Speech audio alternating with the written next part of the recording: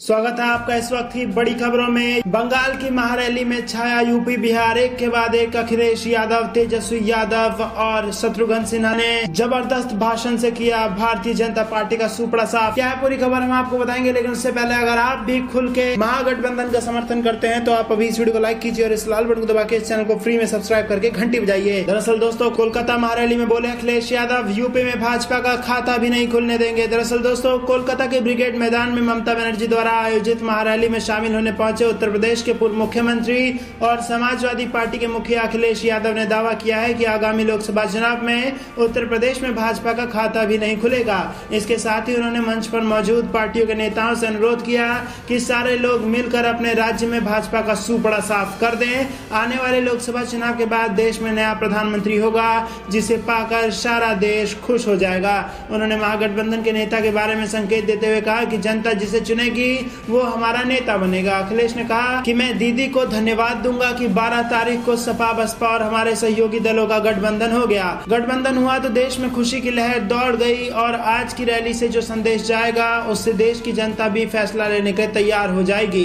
अखिलेश ने कहा कि प्रधानमंत्री कभी कभी हमें चिढ़ाने के लिए यह भी कहते हैं कि इनके पास दूल्हे बहुत हैं। हम तो कहते हैं कि अगर हमारे पास दूल्हे ज्यादा हैं तो जिसे जनता तय करेगी वही बनेगा। अखिलेश ने कहा कि हम आपसे पूछते हैं कि जो फेल हो गए, जिन्होंने देश को निराश कर दिया, जिन्होंने जनता को धोखा दे दिया, जिन्होंने साजिश की, समाज में नफरत फैलाई, उसके अलावा कोई दूसरा नाम भाजपा के पास हो तो वो बता दें। उन्होंने कहा कि अभी कम दलों का गठबंधन है, इसमें और अधिक पार्टियां जुड़ेंगी। भाजपा पर कटाक्ष करते हुए अखिलेश यादव ने कहा कि भाजपा में 40 से ज्यादा गठबंधन है। 40 गठबंधन के साथ साथ जैसे ही चुनाव करीब आ रहा है, भाजपा और लोगों से भी गठबंधन कर रही है, सीबीआई से, ईडी से, लेकिन हम सभी ने मिलकर जनता से गठबंधन कर लिया है और लोकतंत्र में जो जनता तय करती है वही फैसला होता है। उन्होंने कहा कि जब से समाजवादी पार्टी और बहुजन समाज पार्टी का गठबंधन हुआ है तब से भाजपा में खलबली मची हुई है। रोज बैठकें हो रही हैं ताकि कम से कम उत्तर प्रदेश में एक सीट बचा लें। बंगाल, बिहार, झारखंड, तमिलनाडु भाजपा को जीरो पर रोक सकता है, तो हम सभी को भी मिलकर भाजपा को जीरो पर लाना होगा। हमारी आपकी जिम्मेदारी भी है कि भाजपा का खाता नहीं खुले। अखिलेश ने कहा कि जो बोलते थे कि सबका साथ सबका विकास होगा, उन्होंने समाज में नफरत फैलाई है। देश को बचाने के लिए, लोकतंत्र को बचाने के लिए और जो संवैधानिक संस्थाएं हैं उनको बचाने के लिए हमको एक होकर काम करना होगा और आने वाले चुनावों में भाजपा को सत्ता से उखाड़ फेंकना होगा। रुक करते अगली बड़ी खबर की तरफ। अखिलेश यादव के बाद पीएम पर जबरदस्त हमला बोला तेजस्वी यादव ने। उन्होंने कहा कि आप भले ही चौकीदार हैं लेकिन देश की जनता थानेदार है। ममता बनर्जी की रैली में आरजेडी की ओर से पूर्व डिप्टी सीएम तेजस्वी यादव शामिल हुए। तेजस्वी यादव ने पीएम मोदी पर हमला बोलते हुए कहा कि अगर आप उनसे हाथ मिला लो तो आप राजा हरिश्चंद्र हैं, अगर आपने खिलाफ बोला तो फिर सीबीआई और ईडी आपके पीछे लग जाएंगे। ममता के मंच से राष्ट्रीय जनता दल आरजेडी के नेता तेजस्वी यादव ने कहा, मुझे आने में देर हुई क्योंकि मोदी जी और अमित शाह जी की कृपा थी। अब बीजेपी भगाओ, देश बचाओ का वक्त आ गया है। हमें देश को जोड़ने का काम करना चाहिए। पीएम मोदी पर हमला बोलते हुए तेजस्वी ने कहा कि आप भले ही चौकीदार है लेकिन देश की जनता थानेदार है।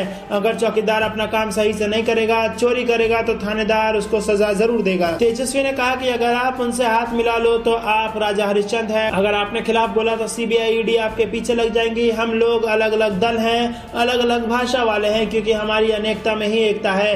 विपक्ष की अनेकता ही उसकी शक्ति बनेगी। मोदी जी इस देश को टुकड़ों में बांटने का काम कर रहे हैं, इसीलिए बीजेपी भगाओ और देश बचाओ। हम डराने धमकाने की रणनीति से नहीं डरते, हमें देश को बचाना है और हम बचाएंगे। इसके बाद बिहारी बाबू ने भी दागे भाजपा पर शॉटगन से निशाने। विपक्ष की रैली में बोले शत्रुघ्न सिन्हा, राफेल पर चीजें छुपाओगे तो कहा ही जाएगा कि चौकीदार चोर है। पश्चिम बंगाल की मुख्यमंत्री ममता बनर्जी की ओर से कोलकाता में बुलाई गई विपक्ष की रैलियों में भारतीय जनता पार्टी के सांसद शत्रुघ्न सिन्हा ने अपनी ही सरकार पर जमकर आलोचना की। सिन्हा ने कहा कि वो अपनी पार्टी के खिलाफ बोल रहे हैं क्योंकि ये बहुत जरूरी है कि देश और देश की जनता के लिए बोला जाए। सिन्हा ने राफेल एयरक्राफ्ट की डील पर नरेंद्र मोदी को निशाने पर लेते हुए कहा कि जब आप इस डील से जुड़ी चीजों को छुपाओगे तो यही कहा जाएगा कि चौकीदार चोर है। सिन्हा ने कहा कि राफेल पर ऐसी कई रिपोर्ट है जो ये कहती है कि इसमें कुछ सवाल अनसुलझे हैं। शत्रुघ्न सिन्हा ने कहा कि एक अटल बिहारी वाजपेयी के समय की भाजपा थी जिसमें लोकशाही थी और आज मोदी की भाजपा है जिसमें तानाशाही है। उन्होंने कहा कि लोग कहते हैं कि आप अपनी पार्टी के खिलाफ बोलते हैं कि आप बागी हैं, तो हम कहना चाहते हैं कि सच कहना अगर बगावत है तो हम भी बागी हैं। सिद्धांतों से समझौता नहीं करूंगा, मैं सच के साथ खड़ा रहूंगा। नोटबंदी को लेकर शत्रुघ्न सिन्हा ने सरकार की कड़ी आलोचना की। उन्होंने कहा कि ये देश की बर्बादी करने वाला एक फैसला था, आखिर कैसे आपने आधी रात को ये फरमान सुना दिया। सिन्हा ने कहा कि मोदी ने पार्टी के लोगों को भी नोटबंदी के बारे में नहीं बताया होता तो किसी एक नेता को तो पता होता, लेकिन किसी को कुछ पता नहीं था।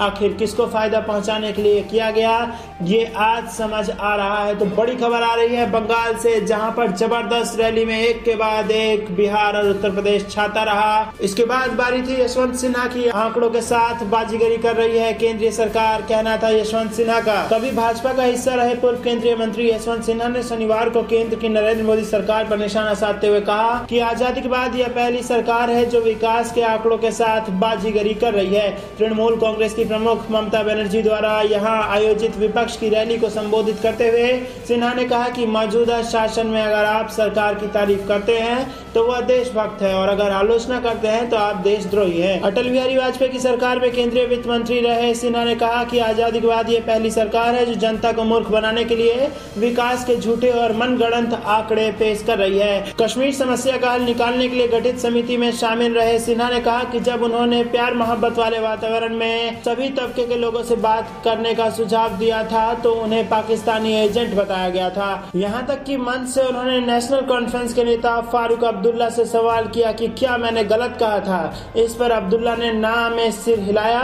पूर्व केंद्रीय मंत्री ने नरेंद्र मोदी सरकार के नारे सबका साथ सबका विकास का भी मजाक बनाया।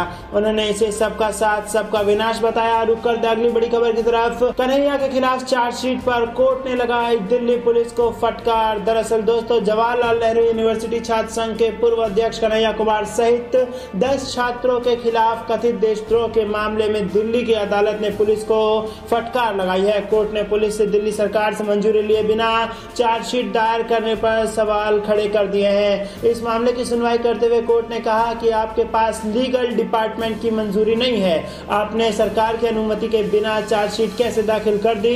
इस पर दिल्ली पुलिस ने बताया कि 10 दिन के अंदर दिल्ली सरकार से चार्जशीट के लिए जरूरी मंजूरी मिल जाएगी। दरअसल देशद्रोह के मामले में सीआरपीसी के सेक्शन 196 के तहत जब तक सरकार मंजूरी नहीं दे देती तब तक कोर्ट चार्जशीट पर संज्ञान नहीं ले सकता।